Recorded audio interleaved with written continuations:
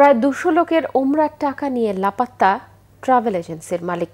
Al Faruk air ইন্টারন্যাশনালের Lutfur Rahman ফারুকীর বিরুদ্ধে রয়েছে প্রতারণার নানান অভিযোগ। গত ৬ বছর ধরে হজযাত্রীদের নানাভাবে হয়রানি করছে এই ফারুকী। থানায় গেলেও সুরাহা মিলছে না ভুক্তভোগীদের। আবু হানিফ সোহেলের ক্যামেরায় মামুন আব্দুল্লাহর রিপোর্ট। হঠাৎ করে ধরা খেয়ে গেছি। আগের কিছু টাকা পাতো মানুষ, সে টাকাটা কাটাকাটি করে আমাদের বিপদে ফেলে দিচ্ছে।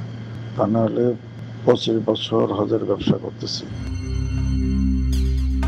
নিজের মুখেই স্বীকারোক্তি, গত ২৫ বছর হজ নিয়ে ব্যবসার ফাঁদ পেতেছেন এই ব্যক্তি। ধর্মপ্রাণ মুসলমানদের সাথে প্রতারণা করছেন তিনি। কম টাকায় হজ করিয়ে আনার অফার দিয়ে আসছে নয়াপল্টন এলাকার আল ফারুক এয়ার ইন্টারন্যাশনাল। কয়েকশো হজযাত্রীর কাছ থেকে নিয়েছেন মোটা অঙ্কের টাকা।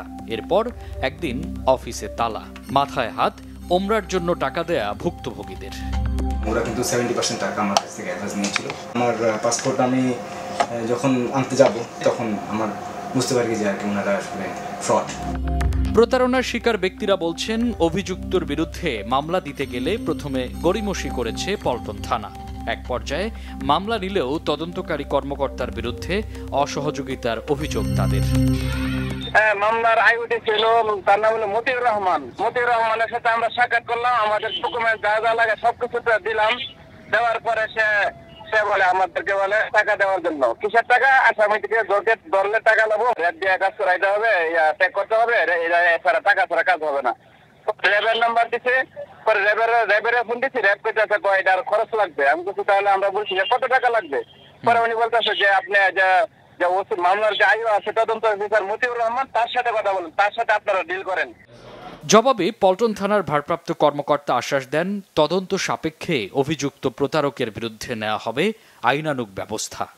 আমার কাছে ভুক্তভোগীরা এসেছেন, আসার পরে তো আমি প্রাইমারি একটা এনকোয়ারি করেই মামলা নিয়েছি।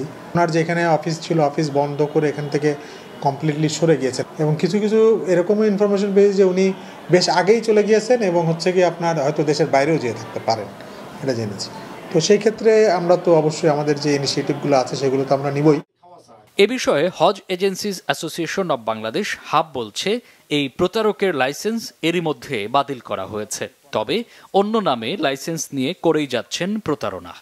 যারা অনুমোদনহীনভাবে বিদেশে লোক পাঠাচ্ছে, হজ ওমরার কাজ করছে, তাদের বিরুদ্ধে সাহসী অভিযান খুবই জরুরি। নতুবা এদেশের সাধারণ নিরীহ লোক প্রতিনিয়ত প্রতারিত হবে, এরকম কোটি কোটি টাকা গচ্ছা যাবে। এই যে লুৎফর রহমান ফারুকী সাহেব বহু আগে অনিয়ম এবং প্রতারণার অভিযোগে ওনার লাইসেন্স মন্ত্রণালয় বাতিল করে, হাব আমরা তার সদস্যপদ বাতিল করি। এরপরও আমরা বিভিন্ন সময় শুনি সে মানুষের সাথে লেনদেন করে মানুষকে প্রতারিত করছে। ভুক্তভোগীরা বলছেন, আল ফারুক এয়ার ইন্টারন্যাশনাল ছাড়াও ঢাকা হজ কাফেলা, তানভীর এয়ার ইন্টারন্যাশনাল সহ বেশ কিছু হজ এজেন্সি পরিচালনা করে প্রতারণা করছে লুৎফর রহমান ফারুকী। মামুন আব্দুল্লাহ, বাংলা ভিশন, ঢাকা।